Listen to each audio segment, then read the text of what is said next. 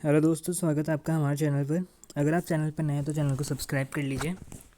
तो आज के वीडियो में हम देखने वाले हैं आपका जो एईसी का पेपर होने वाला है इंग्लिश कम्युनिकेशन का। तो उसका गेस्ट पेपर देखने वाले हैं हम आज, ठीक है। तो चलिए शुरू करते हैं। तो सबसे पहले हम देखेंगे सेक्शन ए में आपके दो दो नंबर के क्वेश्चन आएंगे, ठीक है। तो फर्स्ट क्वेश्चन आपका define communication and mention any two feature of effective communication, ठीक है। तो इसका आंसर देखिए, communication is the process of an exchanging information, ideas or messages between individual through verbal और नॉन वर्बल और रिटन मीन्स, ठीक है। अब इसके दो फीचर देखते हैं। फर्स्ट आपका clarity. The message should be clear and easily understandable, ठीक है।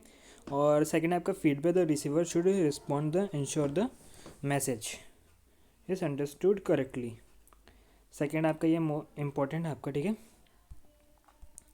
कि what is the 7 Cs of communication list any two, ठीक है। आपको दो कोई से भी दो पूछ लेगा। तो the 7 Cs of communication are clarity, ठीक है, कंसाइसनेस, कंसिडरेशन, ठीक है, और ठीक है लास्ट आपका कौन सा, कंप्लीटनेस, ठीक है। तो आपके 7 सीज है, 1 2 3 4 5 6 और ये 7। अब आपको इनमें से दो बताने हैं, तो दो क्लैरिटी और कंसाइसनेस, ठीक है। और ये आपका थर्ड क्वेश्चन है।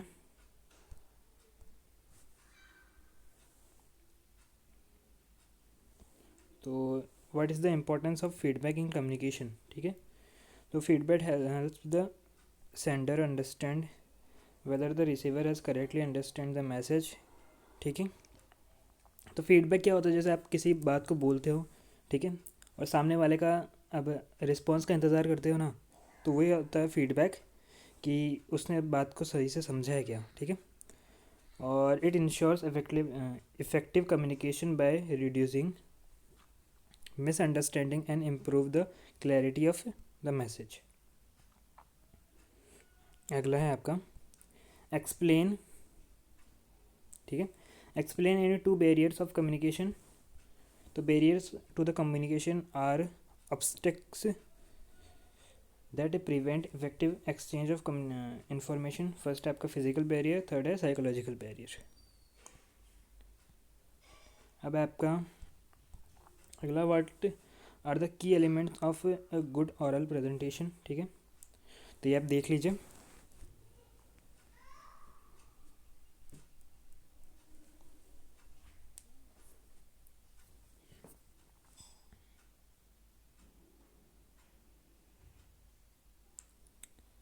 आगे बढ़ते हैं।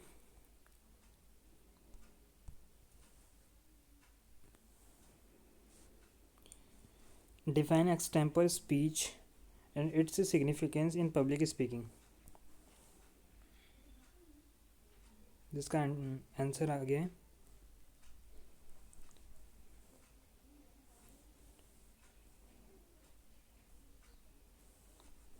इसका आप स्क्रीनशॉट ले लीजिएगा, है ना। आगे बढ़ते हैं। What is the role of body language in public speaking.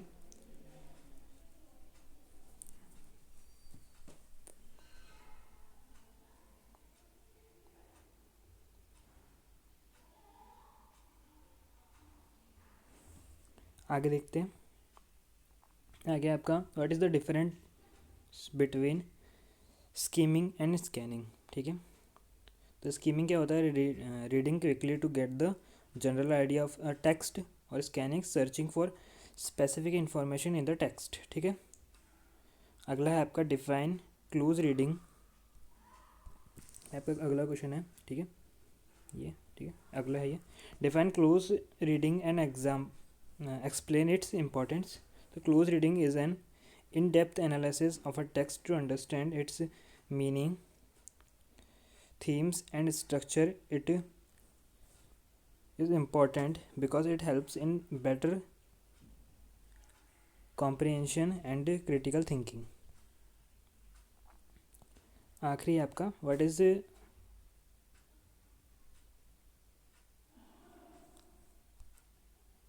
हाँ,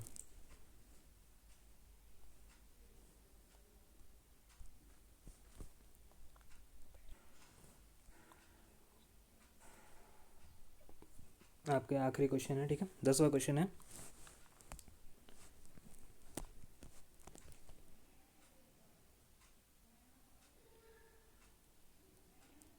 ठीक है, तो इसका आंसर देखते हैं। ठीक है, पैराफ्रेजिंग इज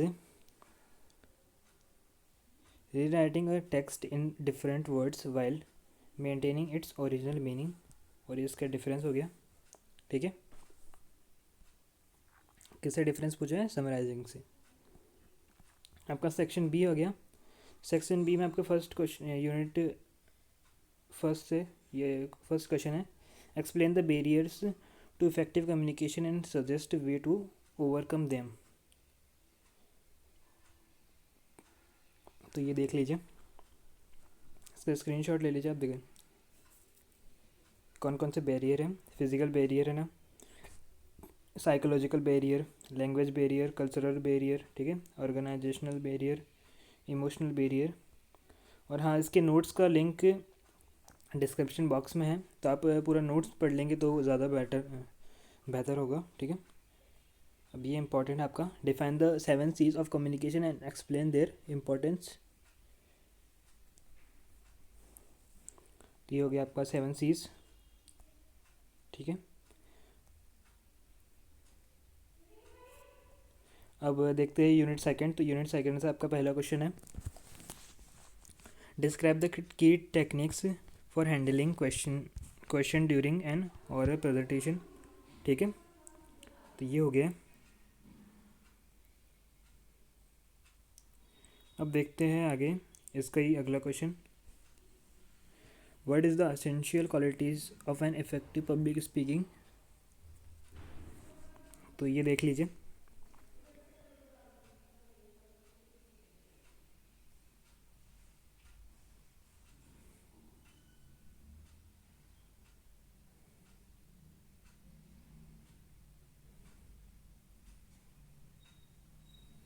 ठीक है, अभी आपकी थर्ड यूनिट आ गई है।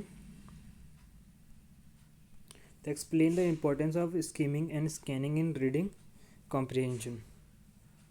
तो ये इसका आंसर देख लीजिए आप।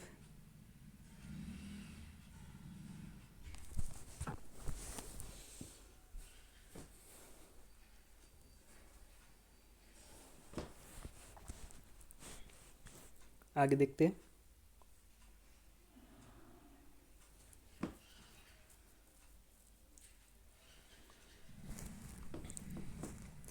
अब अगले क्वेश्चन पे बढ़ते हैं। ठीक है, तो अगला आपका क्वेश्चन है, describe the process of effective note taking and it's benefit. तो इसका आंसर देख लीजिए।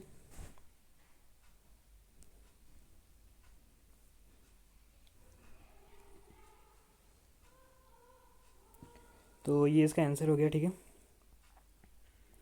अब ये तो थे क्या, प्रोसेस हो गया। ठीक है, इसका बेनिफिट हो गया। अब फोर्थ यूनिट, आखिरी यूनिट पे बढ़ते हैं हम। तो explain the different type of essay with example. तो ये देख लीजिए।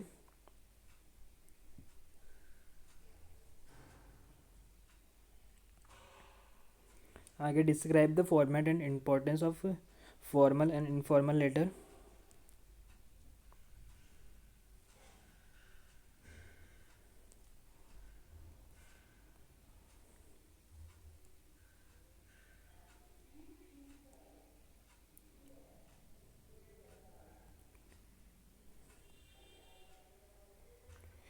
तो आपकी कल के एग्ज़ाम में, ठीक है, एक लेटर भी आ सकता है फॉर्मल या इनफॉर्मल लेटर में से, तो आप लेटर भी पढ़ के जाइए तो वो ज़्यादा बेटर होगा। ठीक है, फॉर्मेट देख के चल जाइए। और आपका सेक्शन सी है, अब सेक्शन सी से आपके बड़े बड़े क्वेश्चन है। ठीक है, फर्स्ट आपका describe the process of communication in detail and explain the role of feedback in effective communication. ठीक है, अगला है आपका, what are the different type of speeches, explain the significance with suitable example. अगला है कि what is the comprehension, discuss various strategies to improve reading comprehension skills. ठीक है, और आगे है आपका, what is the report writing, explain its types, structure and importance in professional communication. ठीक है, तो ये आपका पूरा हो गया है, सारे क्वेश्चन हो गए आपके, ठीक है। और हाँ,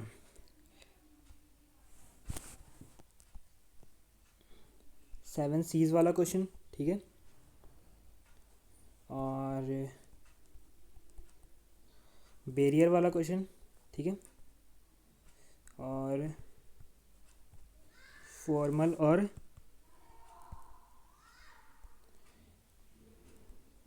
इनफॉर्मल लेटर वाला क्वेश्चन, ठीक है। तो ये तो आपके बहुत इम्पॉर्टेंट है, तो इनको तो आप पढ़ के ही जाइए, ठीक है। तो मिलते हैं आपसे अगले वीडियो में। धन्यवाद।